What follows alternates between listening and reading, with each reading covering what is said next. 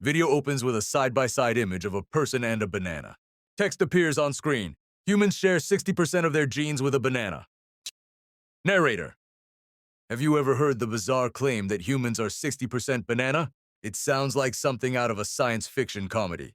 But this surprising statistic holds a fascinating scientific truth. While you won't start sprouting leaves if you eat too many, our genetic connection to this humble fruit reveals something profound about the very nature of life itself. So, how can it be possible that we share more than half of our genetic makeup with a piece of fruit? The answer lies deep within our cells, in the language of life, our genes. To understand this, we first need to clarify what genes actually are.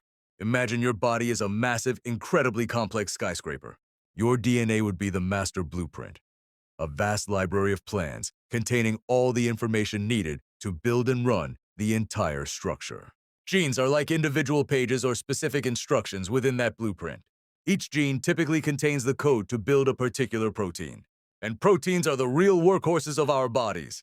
They act as microscopic machines, enzymes, and structural components, carrying out nearly every function in our cells, from digesting our food to contracting our muscles.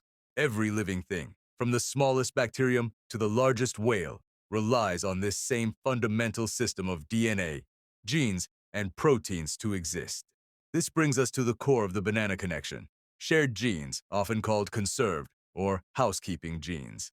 These are ancient, essential genes that manage the most fundamental processes required for a cell to live. Think of functions like cellular respiration, the process of converting food into energy, or cell division, the method by which cells replicate. These are not optional upgrades. They are the basic operating system of life. Because these processes are so critical, the genes that control them have been preserved, or conserved, through billions of years of evolution. An animation showing a human cell and a plant cell side by side would reveal striking similarities in how their mitochondria produce energy and how they undergo mitosis. The machinery is virtually identical because it works, and evolution has had no reason to change it. We share these housekeeping genes not just with bananas, but with almost all living organisms. So, why does this shared genetic toolkit exist across such different species? The reason takes us back to the dawn of life on Earth. If we visualize the evolutionary tree, we can see that all life, from fungi and plants to insects and mammals, branches out from a single common ancestor that lived billions of years ago. This ancient organism had a set of genes to manage its basic survival, and it passed this genetic starter pack down to all of its descendants. Over eons, different branches of the tree added new genes and modified old ones, leading to the incredible diversity of life we see today.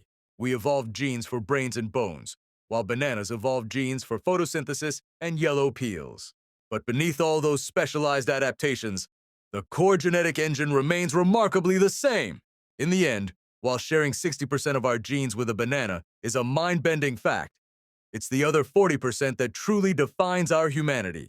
Those unique genes are what build our complex brains, our intricate nervous systems, and everything else that makes us distinctly human.